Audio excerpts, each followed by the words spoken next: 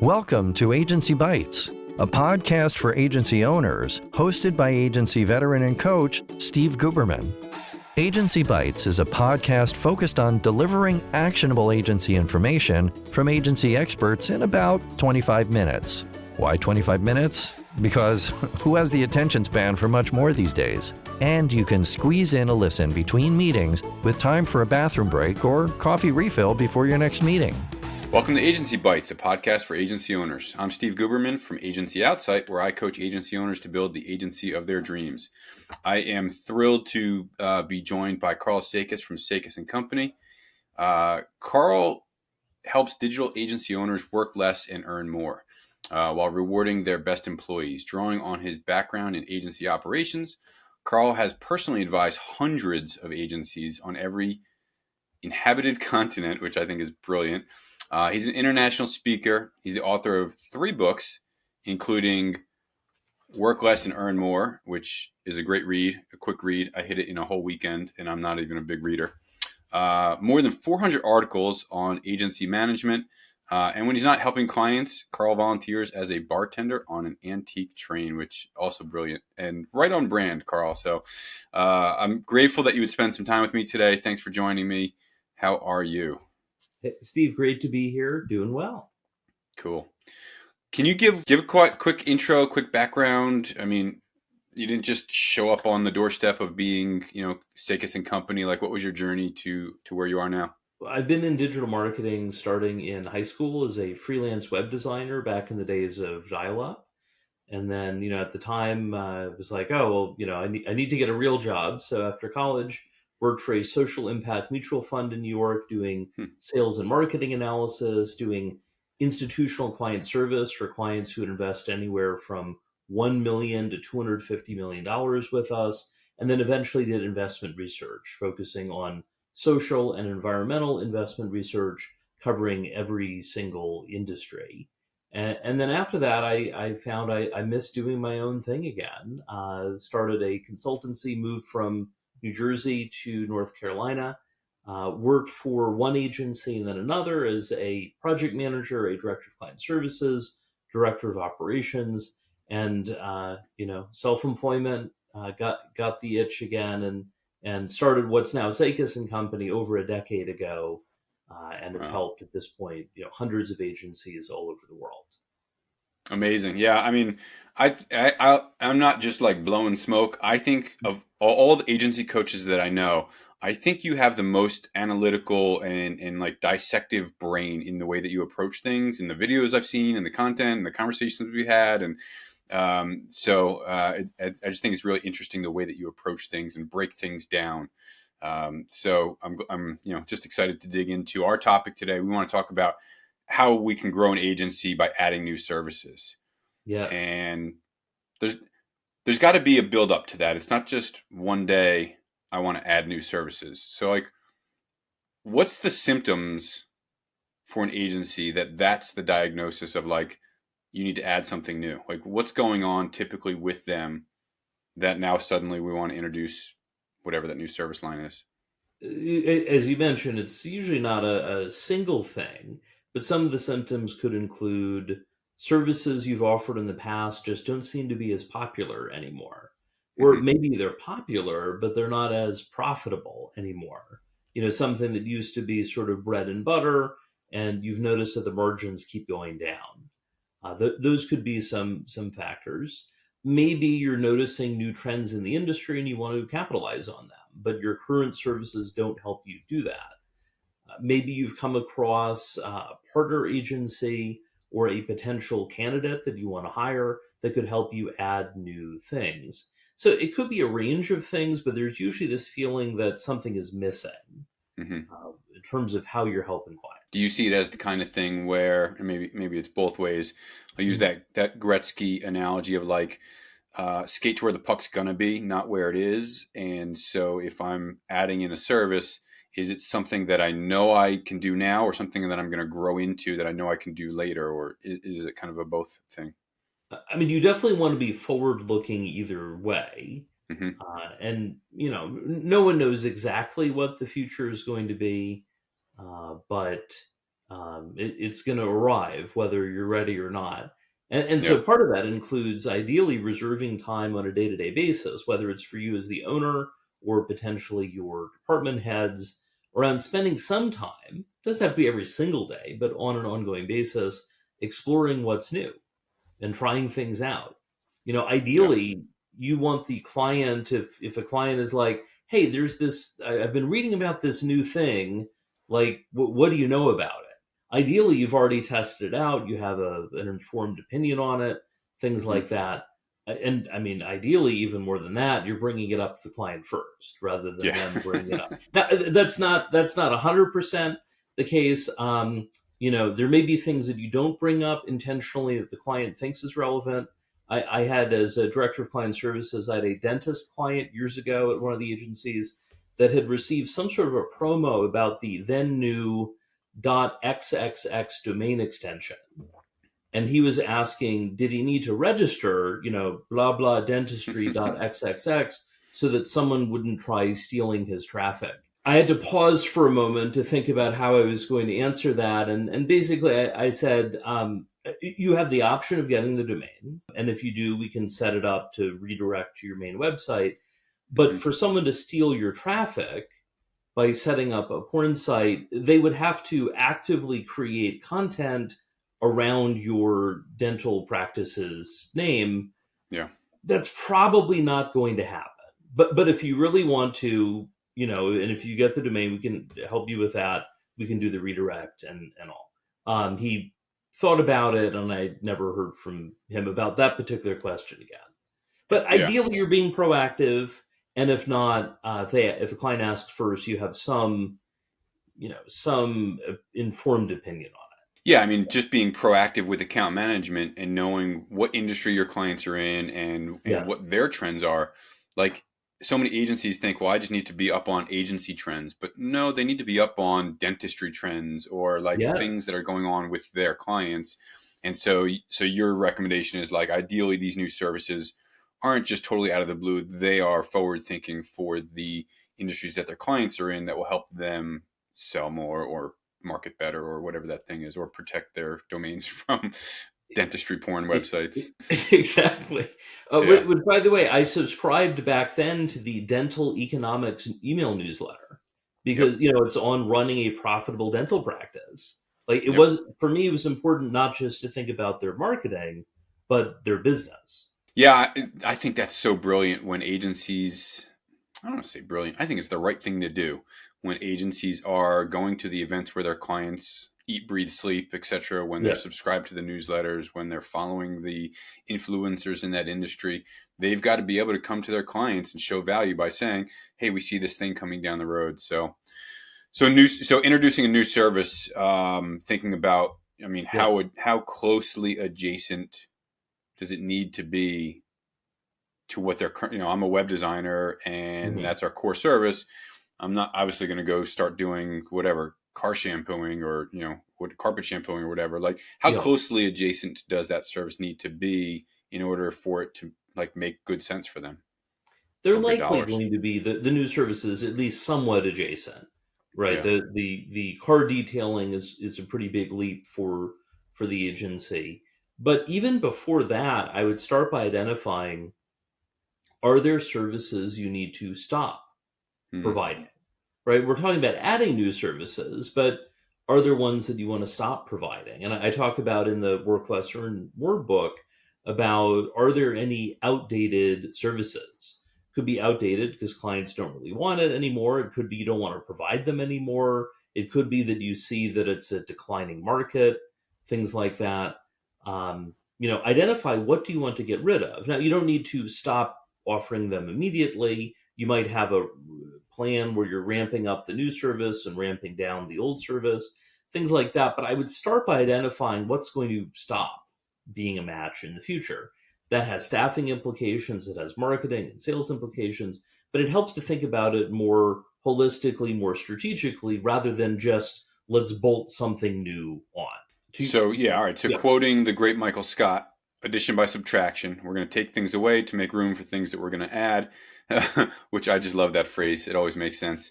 I mean, are you using profitability? Are you using efficiencies? Like, what are some of the gauges that you're using or metrics that you're using? It's not just, I don't feel like doing this anymore. There's got to be some numbers behind it. Ideally, numbers are a part of it, but I wouldn't discount. You could have a super profitable service and you hate delivering it, Yeah. or your team hates delivering it. That also could include, and this gets into industry specialization.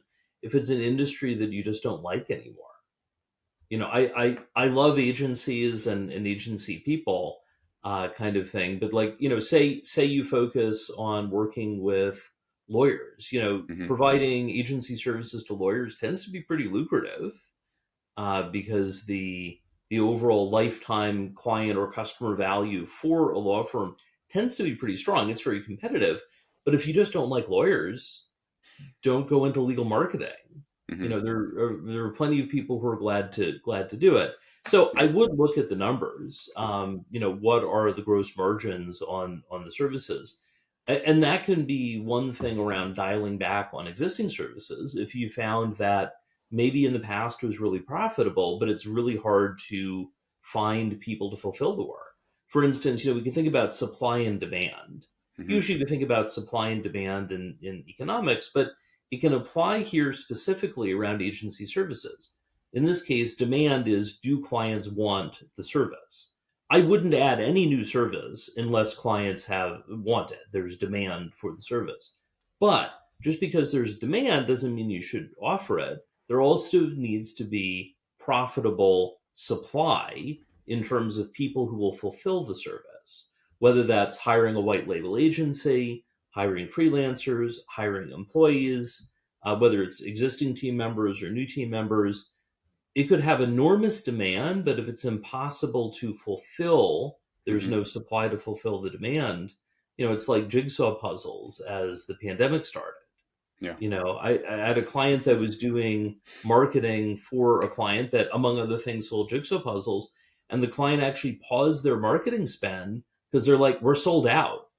Demand is so strong, we've run out of inventory. Wow. And they actually stopped their marketing because there was nothing to sell. So think about both demand and supply. For instance, providing marketing automation services in Marketo is pretty lucrative on the demand side. These are enterprise clients that need a lot of help, things like that. But Marketo individual experts tend to be pretty expensive. You're going to be paying them 6-figure salary. If you're paying freelancers, you're going to be paying them a lot per hour. Yeah. And so there may not be enough markup, especially if you haven't been raising your prices over time. You got to raise prices over time, even if you're framing it to existing clients as new clients are at this higher point, you're at the client loyalty discount point. They need to know that things are going up. Yeah. I can hear the agency owners throughout the podcast world listening to this and saying, but Karl, how do I know if there's demand for the new service I want to bring in?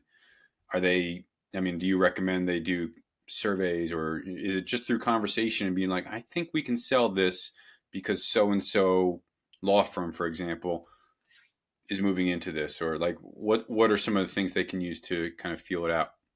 Start by paying attention to your existing clients. Mm-hmm. Now, your existing clients may not be a match for all of the new services, but I mean, that's to your point about not jumping to shampooing the car. Focus on what your existing clients seem to need. And you probably have, through your account management team, some idea of what they want as well, right? Because if we think about need versus want, I was talking about supply versus demand. Need and want, you need both of those. Everyone needs an agency's help, but not every prospective client wants to pay for it, or wants to pay the price that you are charging. So you need supply and demand. You need and want, things like that. I would start with your existing clients. Those are the people that you're probably going to cross-sell to, around offering the new services to them. You can frame some of that as strategically discounted. I have the idea of, it's okay to be strategically free. You don't want to be secretly free. That's where you might say to an existing client, hey, there's a new service that we think you'd benefit from. We're starting to offer it. because this is an early stage thing for us, we're willing to do it at a 50% discount, 30% discount, so something for the Right. first 3 months. If you're interested, and we have a limited number of clients we can do this with, if you're interested, we can do that. If you'd like to keep getting the service, it'll go back to the regular price. And if you don't want it, that's okay. If you find, by the way, that whether you strategically discounted it or not, your existing clients aren't interested in paying for this new service you're thinking of adding, pay attention to that. These are Right. people who already know and trust your agency. If they don't want to pay for it, you're probably not going to find random new prospects off the street who are excited to pay you for it. That's an interesting tell, because if I'm trying to sell it into people that trust me, Yeah. and they're not looking to do this new thing that I'm offering, chances are strangers not. But during that discount period that's the learning curve. I'm learning on their dime. And Yeah. so I'm not going to charge them my full $200 an hour agency rate, but maybe Mhm. $100 an hour while we ramp up and iron out the kinks. Yeah. Like, what are some of those things during that ramp up period that the agency is refining, marketing, sales, PM, those kinds of things? Part of it is you're figuring out, yes, how you're framing it, how you're scoping it up front. If it's a brand new service, I am a fan in general of productizing your services, Mm-hmm. but you're probably not going to productize a brand new service you've never delivered before. In that case, for productization to work, you need to know what info to request up front. You need to know how to manage the client's expectations along the way. You need to know from a scope definition perspective, what's in scope, what's out of scope, things like that. Yeah. For instance, I had a client a number of years ago doing what would be my agency growth diagnostic, an initial 4 to 6 week project.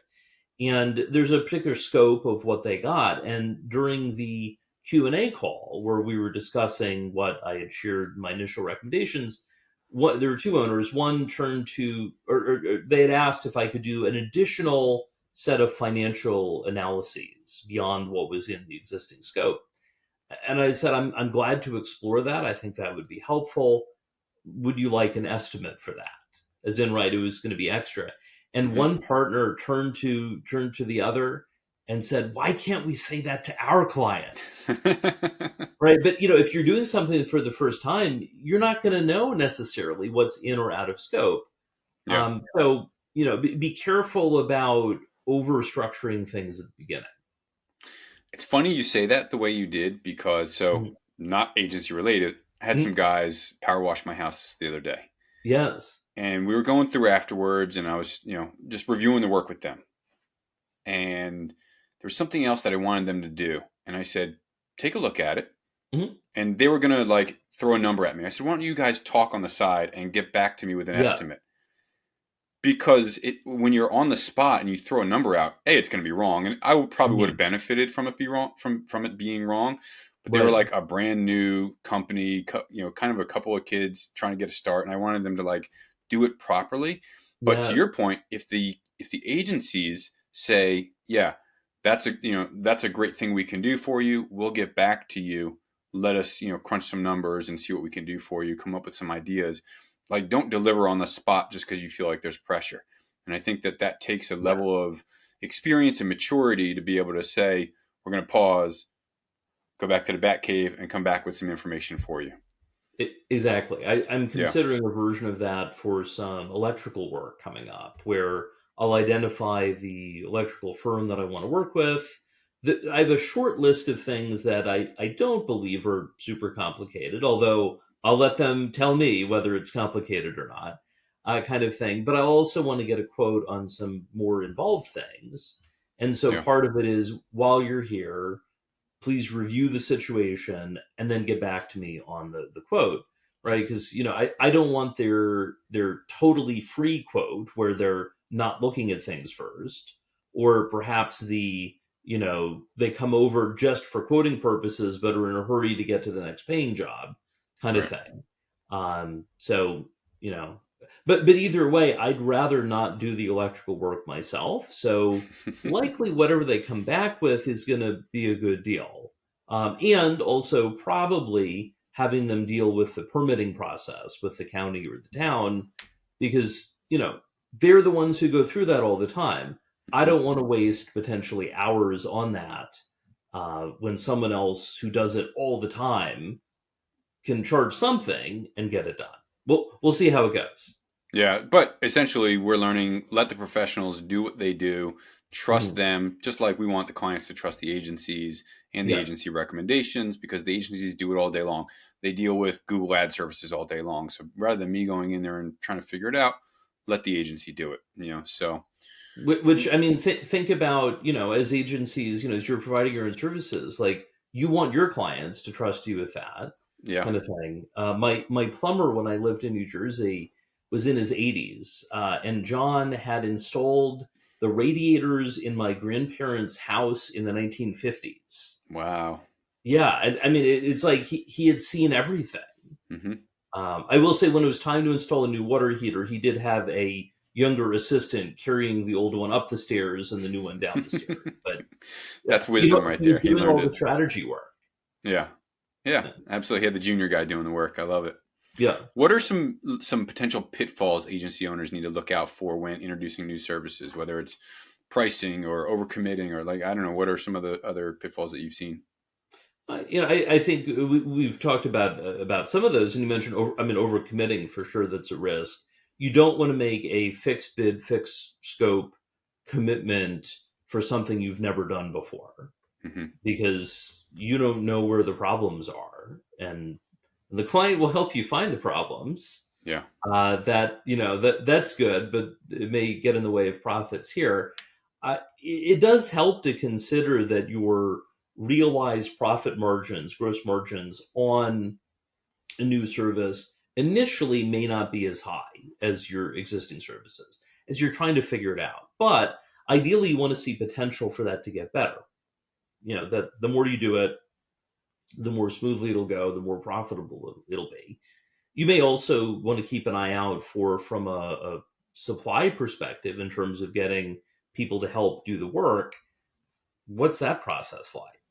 For instance, you can ask your existing freelancers, do they have additional skills that they aren't using with your agency now, but they could? I mean, in that case, you don't have to go through a full vetting process. You still need to sort out with them, what would it look like to provide the new service? But this is already someone you know and trust, and it's getting their help in a new way. If you find that you're struggling to find anyone to do the work, pay attention to that. There might be demand, but not supply. In that case, probably don't want to do it. I considered a number of years ago starting a VA agency, a virtual assistant agency, with my, at the time, longtime virtual assistant. And I knew that she was doing work to train other people to become VAs.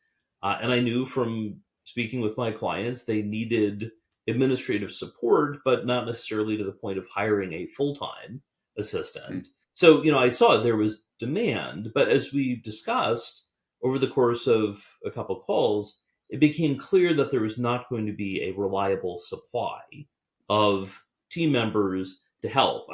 Her comment, my VA, was noting that, people would just flake out. Even just as she was doing the training program to train people, they'd show up and disappear and never come back, and things like that. And so I decided I didn't want a business that was going to be dependent on finding lots of people to do the work, but they'd be flaking out on me and on the clients. That didn't seem like a good approach. There are, of course, businesses that are VA agencies, but usually that's their full-time thing. Right. So, yeah, that's their core focus. Yeah. No, it's an interesting example. I love it. I think we could probably dig into all the minutia of evaluating, pricing, marketing, reevaluating, new service lines. I think we covered pretty much all four corners there. So I want to jump over to some kind of random rapid fire questions not related to new service lines. The first is, what's something that, a hobby, a show, a book, a podcast, a thing that you just can't get enough of these days that you're binging? Well, I mean, in terms of hobbies, you mentioned the train bartending thing. I think by the time as this episode's coming out, my latest trip will have been from New York to Washington, D.C. on the Amtrak's Northeast Corridor, mixing martinis at 110 miles an hour. Wow. But I have gotten recently into gardening over the past couple of years. When I bought the house I'm in now, I knew I didn't want a lot of maintenance. You Hmm. mentioned the power washing. The HOA is part of the monthly fee. Does the power washing? They do the mowing. They do this and that. And I was like, oh, this is great. When my realtor went to drop off the deposit check, the seller mentioned that they had been there for a few years, but they missed having yard work to do. It sounds like they had just retired and they were looking for ways to occupy your time. And I'm thinking, wait, the house doesn't have too much maintenance. Like I've already bought it. Stop selling me. Yeah. But I will say, now that I've been here for a couple of years, I am enjoying gardening, doing container gardening and things like that. Doing tomatoes for the first time, kind of thing, and also seeing what works, what doesn't, and it's nice seeing the physical result of the efforts versus imagine you see this too, where as we're giving advice, the people will eventually reflect on and follow the advice, but there's not necessarily a physical representation of what happened. Yeah. So it's nice to That is see. an interesting analogy. I mean, I'm a huge gardener, big nerd in the dirt all the time. Indoor plants, perennials, all kinds, vegetables. But I do align a really good analogy with agency growth. And when you nurture it, it Yeah. takes longer to see the results, but you really have to step back and like watch and see what's flowering, whether it's the junior team that's starting to take over or the senior team that's learning how to be a leader, or like you can see these different aspects of the holistic garden of an agency based Hmm. on what you're planting and how you're nurturing it and how you're weeding it and taking care of it all. And so stepping back and seeing what you've helped coach or helped build similar Yeah. to a garden, there's a lot of alignment there for sure. So And building on that also, not looking all the time, and not right. looking every minute, every hour, or what have you. I went away for several days, and the sunflowers had grown up. Yeah. But if I had been looking every single day, I wouldn't have noticed it the same way. Yeah, I have to go away in order to stop looking because every morning I'm out there analyzing and watering, and so yeah, we go away Well, and come back. Yeah. yeah, yeah. what's um um what's a tool that you've recently integrated into your life, digital, physical, work, non-work, whatever, that you look back and you think, how the heck did I live without this, whatever that thing is? Hmm. So this is a very specific tool, but last year to celebrate 10 years in business, I did an around the world trip. Hmm. And I did a 4-week sabbatical, did a 3-week trip to Japan and Morocco via London.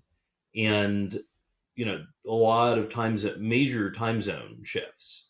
And I found an app called Time Shifter, which you can use to basically plug in your trip, where are you on the different days? And it prescribes basically a prep scheme. So you've got 3 days before and 3 days after, where you're changing when you're going to sleep, when you're having coffee, if you're having coffee, when to seek light versus when to avoid it. I mean, it's kind of Wow. like plants, right? Kind of Yeah. thing. And following they note it does not eliminate travel fatigue, but if you follow it, it'll eliminate jet lag in terms of the circadian impact, and it Huh. worked. Wow. I did feel a little weird sometimes wearing sunglasses, indoors when it was like minimize light, Yeah. kind of thing, but it worked. That's pretty cool. I'll have to keep in mind for that. Yeah, time shifter. They have and the at least at the time the first trip is free. So with So I that get you. major trip, I was able to get it at no charge, and then Yeah. it's a modest fee after that. Very cool. Thank you. And then finally, what is just an absolutely invaluable piece of business advice that you can share with the listeners? Don't let things fester. Mm. In my work, and I imagine you see this as well. The things that tend to get worse and worse are when you've got a problem with, think if you're an agency owner with one of your clients that you don't address and you just sort of let things fester because you don't want to have the conversation, or one of your team members and you just sort of let it go, and it's getting worse, Or if you have a business partner and you have concerns and you're not talking through them, or maybe they're not talking through with you if they have a concern as well. When you let things fester, it's not fun to have the conversation, but it's not going to get better on its own, and it will probably get worse. So, whether it's through help from a coach or through someone else in your life, or you're just doing it on your own, don't let things fester. Address it head on. I love that. I think that is just super valuable. So thank you. Appreciate that. Karl, thank you. I can't thank you enough for just you aside from joining me for the past 30 minutes here, the past few years, you've just been an awesome supporter. And so I'm grateful for that. I'm grateful for your time, your experience, your wisdom. Thank you very much for joining us. Absolutely. Thank you, Steve. And to everyone listening, good luck out there. Thanks. Thanks again for tuning in to Agency Bytes. If you know someone with expert knowledge on a topic that agency owners would love to hear about, go to agencyoutsight.com/podcast-guest and nominate them.